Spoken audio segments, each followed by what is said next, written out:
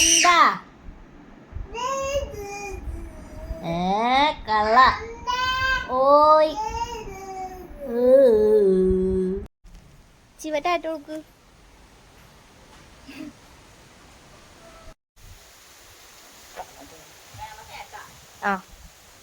അപ്പം ഇന്നത്തെ എൻ്റെ വീഡിയോ ഇന്നെൻ്റെ NT സ്കാൻ്റെ ദിവസമാണ് കേട്ടോ. നല്ല പൊരി വെയിലത്താണ് NT സ്കാന് പോണത്. സ്കാനിങ്ങിന് പോയി ഡോക്ടറെ കാട്ടി വരുന്ന വഴിക്ക് ചെറുതായിട്ട് ലൈം ജ്യൂസും സ്നാക്സൊക്കെ കഴിച്ചു. Welcome back to my YouTube channel. എൻ്റെ പുതിയൊരു വീഡിയോയിലേക്ക് എല്ലാവർക്കും സ്വാഗതം. ഓയ് മാമാമേ ഏയ്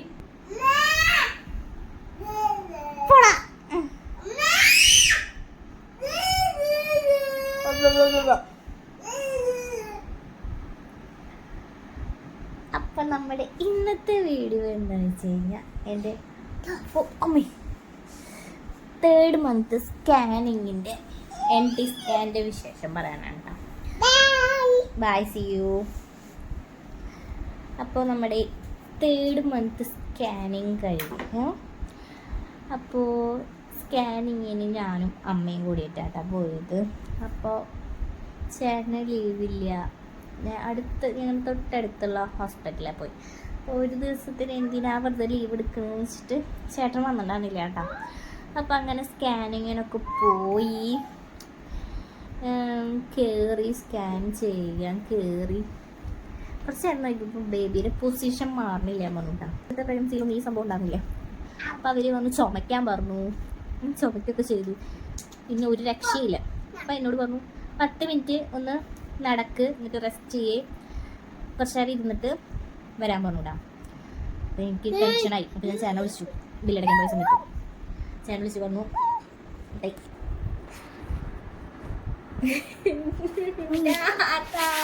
ഫസ്റ്റത്തേനും ഉണ്ടായിട്ടില്ലല്ലോ.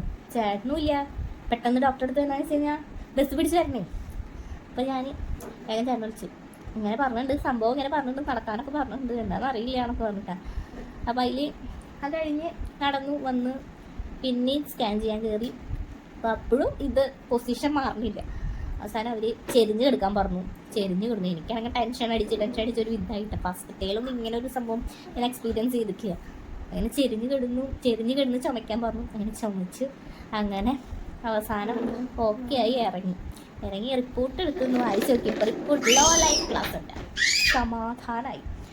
ഈ ലോ ലൈൻ പ്ലാസൻ്റ എന്ന് പറഞ്ഞു കഴിഞ്ഞാൽ എനിക്ക് കഴിഞ്ഞ പ്രഗ്നൻസിയിൽ എനിക്ക് 5ാം മാസമാണ് ഈ ലോ ലൈൻ പ്ലാസൻ്റ വന്നത് കേട്ടോ. ഫസ്റ്റ് ഞാനൊരു സ്കാൻ ചെയ്തു. അത് ഒരു 22 വീക്കിലാണ് ആദ്യത്തെ എൻ്റെ അനോമലി സ്കാൻ ചെയ്തിട്ടാണ്. അപ്പോൾ അതിലെനിക്ക് ഒരു കുഴപ്പമുണ്ടാകുന്നില്ല, ഒരു പ്രശ്നം ഉണ്ടാകുന്നില്ല. അത് കഴിഞ്ഞ് ജസ്റ്റ് 2 വീക്ക് കഴിഞ്ഞിട്ട് അത് കഴിഞ്ഞ് പെട്ടെന്ന് എനിക്ക് ബ്ലീഡിങ് ആവാൻ കാരണം വെച്ചാൽ തലേ ദിവസം കുറേ നിൽക്കുകയൊക്കെ ചെയ്തിട്ടുണ്ടായിരുന്നു കേട്ടോ. കുറച്ച് കൂടുതൽ സമയം നിൽക്കും. അങ്ങനെ കുറേ അമ്പലത്തേക്ക് പോയി നേരെ വന്ന് കുറേ നേരം നിൽക്കും.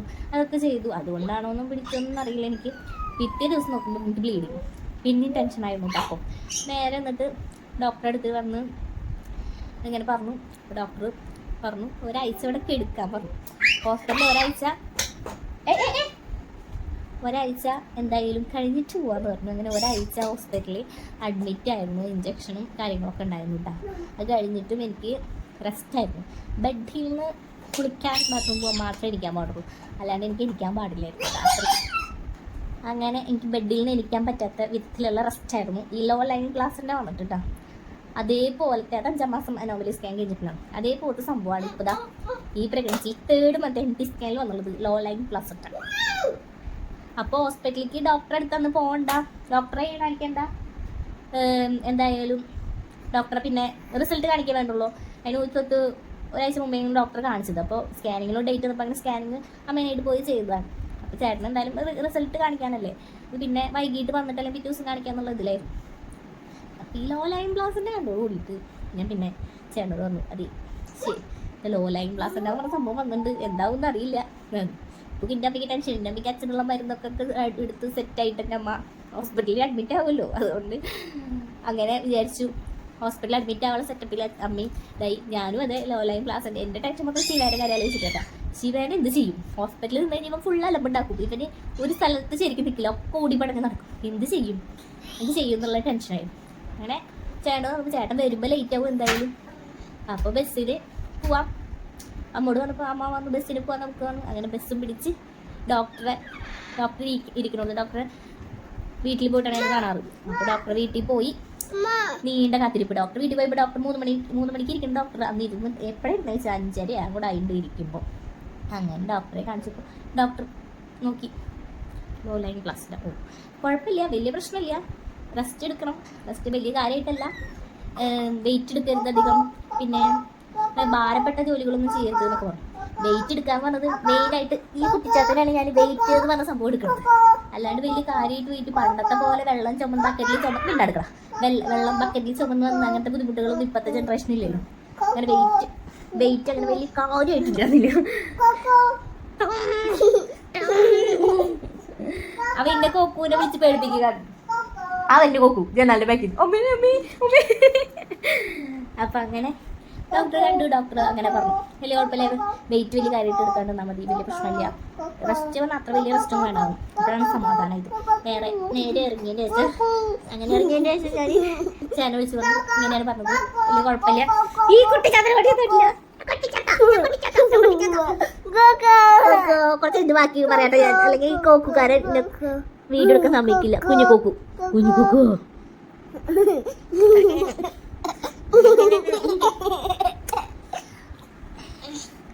ഞാൻ തന്നെ പറയോ? കോക്കുന്ന് പറയോ?